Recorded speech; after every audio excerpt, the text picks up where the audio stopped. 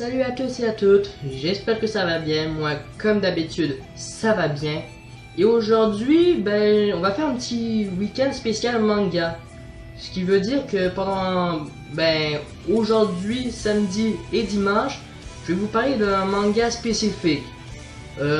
Aujourd'hui, le premier manga que je vais parler, c'est celui qui a le plus été introduit dans mes vidéos, c'est celui de Fairy Tail.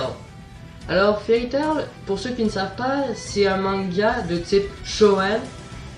Pour ce qui est du côté manga du livre, ça a été écrit par Hiro Mashima, qui est actuellement, la série est actuellement à son 58e tome, ce qui fait pas mal.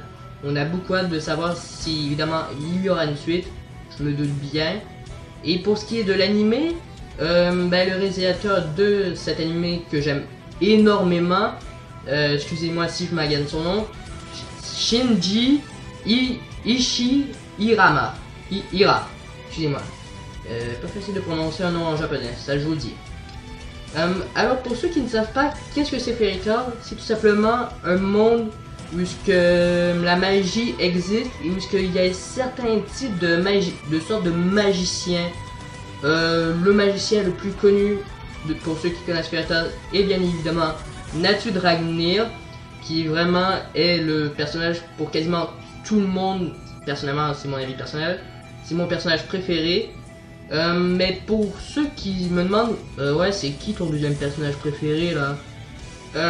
Honnêtement, je pourrais sincèrement être franc et vous dire que c'est tout bonnement Erza, parce qu'elle a un sérieux, c'est la seule qui est capable de faire peur Natsu. Chose qui me fait beaucoup rire parce que il a beau se moquer de qui il veut, dès qu'il y a Erza, il a la chaîne de sa vie. Faut pas l'énerver. Donc vraiment, moi, ça fait longtemps que je suis cet animé. Et petite anecdote assez amusante, c'est que de base, c'est de un, le premier manga que j'ai découvert, et de deux, c'est mon petit cousin qui me l'a fait découvrir pendant qu'on était en soirée. Il m'a dit tiens, viens voir ça, c'est super le fun, je suis en train d'écouter ça. Donc c'est comme j'ai dit ouais d'accord, pourquoi pas. Et là c'est comme petit à petit les épisodes passaient, c'est comme je me disais merde, c'est super bon, il faut que je retrouve cette série là. Donc là moi j'ai continué à enchaîner les séries. Vraiment c'est ma série coup de cœur à moi. Et pour ceux qui souhaitent le savoir, moi le combat que j'ai préféré le plus a clairement été Natsu contre Maître Zero des Zora Senseis. Et vraiment, de fil en fil, on apprend à bien découvrir les personnages. En plus, on est des personnages qu'on croyait morts, mais pas tellement. Donc vraiment, c'est une série qui regorge de plein de choses.